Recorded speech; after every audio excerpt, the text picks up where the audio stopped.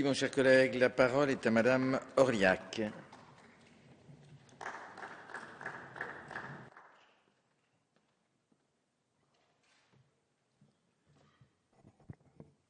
Merci, Monsieur le Président, Madame la Ministre, Monsieur le rapporteur, Mesdames et Messieurs les députés. Comme cela a déjà été dit plusieurs fois à cette tribune depuis le début de la discussion générale, une des grandes qualités du projet de loi que nous allons examiner, c'est qu'il prend en compte les difficultés concrètes vécues par nos artisans, commerçants et millions de très petites entreprises qui constituent le socle vital de nos territoires. Et chacune et chacun d'entre nous pouvons mesurer sur le terrain les difficultés auxquelles ces acteurs sont confrontés. En plus de la crise économique et sociale, ils subissent la concurrence de la grande distribution en position dominante sur les zones de chalandise, la concurrence parfois déloyale des commerçants en ligne qui pratiquent l'évasion fiscale, ou encore celle des pseudo-artisans non qualifiés qui travaillent de façon dissimulée. En complément de ces distorsions de concurrence, les locataires ont vu leur loyer et leurs charges augmenter de manière insoutenable ces dernières années. Alors face à tous ces enjeux, le gouvernement devait être à la hauteur pour répondre aux attentes fortes que les députés enracinés sur leur territoire connaissent bien. Certains nous disent que le projet de loi n'est pas révolutionnaire et qu'il ne remet pas tout à plat pour partir sur de nouvelles bases. Effectivement, Madame la Ministre, après de longues et fructueuses concertations et en vous appuyant sur de nombreux travaux d'experts, vous avez construit un projet de loi équilibré. Dans un contexte soumis à des contraintes fortes, vous avez avancé pour parvenir à un projet de loi constitué de très nombreuses mesures de bon sens qui atteignent l'objectif de répondre à la majorité, à l'immense majorité des problèmes que rencontrent nos artisans, nos commerçants et nos TPE. Abondamment enrichi en commission des affaires économiques, le projet de loi forme aujourd'hui un ensemble solide, très cohérent pour redonner du souffle aux acteurs de l'économie locale. Le texte rénove le régime des baux commerciaux en le modernisant et en corrigeant les injustices que subissent les locataires. Il simplifie dans l'équité et la transparence les obligations administratives et comptables des entrepreneurs.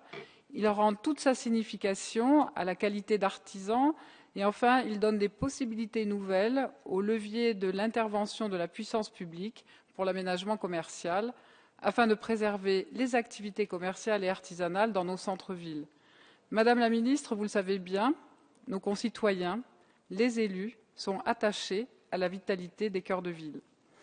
Le maintien du commerce et de l'artisanat de proximité, ce que l'on appelle le tissu fin de notre économie, est une nécessité pour la vie quotidienne de millions de Français.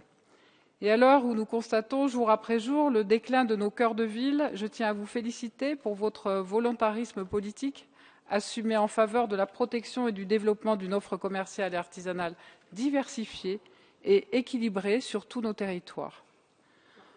Concernant le volet des baux commerciaux, je voudrais souligner les avancées pour rééquilibrer les relations bailleurs-commerçants avec une maîtrise des hausses de loyer par un indice de référence beaucoup plus lisible et plus stable, l'ILC, et un réajustement annuel limité à 10% du dernier loyer en cas de déplafonnement, ce qui est une grande avancée. Le texte prévoit aussi une plus grande transparence des relations par une répartition plus claire des charges et des impôts. Cet équilibre s'est renforcé avec l'adoption d'amendements importants en commission à ce sujet. Enfin, d'autres dispositions vont clairement dans le bon sens. Je pense notamment à l'obligation d'un état des lieux contradictoire, un droit de préemption renforcé pour les commerçants et une médiation étendue. Au cours des débats, les députés du groupe radical républicain, démocrate et progressiste vous proposeront des amendements pour renforcer encore l'efficacité du texte. Nous devons aller plus loin dans la protection de locataires, des locataires commerçants. Concernant le développement des TPE, le texte propose de le favoriser avec une promotion renforcée des savoir-faire, un contrôle plus efficace des qualifications professionnelles et la protection du consommateur par la garantie des assurances. Le texte prévoit aussi un rapprochement des régimes de l'entreprise individuelle afin de mettre fin à des injustices créées par la multiplication des dérives liées au régime de l'auto-entrepreneur.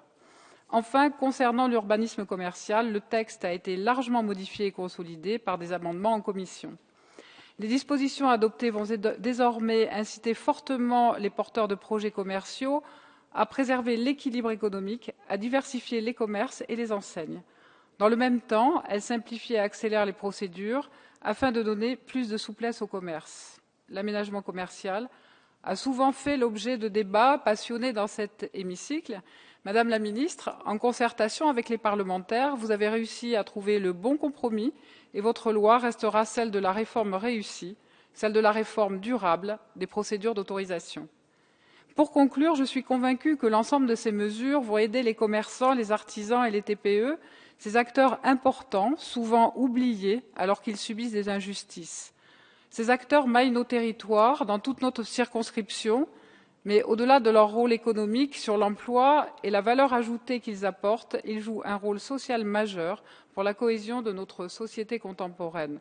Et ce projet de loi a réussi le tour de force de répondre aux difficultés qu'ils rencontrent au quotidien. Alors, vous l'aurez compris, je soutiens sans réserve ce projet de loi, car je suis intimement convaincue qu'elle améliorera la vie quotidienne de millions de nos concitoyens. Je vous remercie. Merci.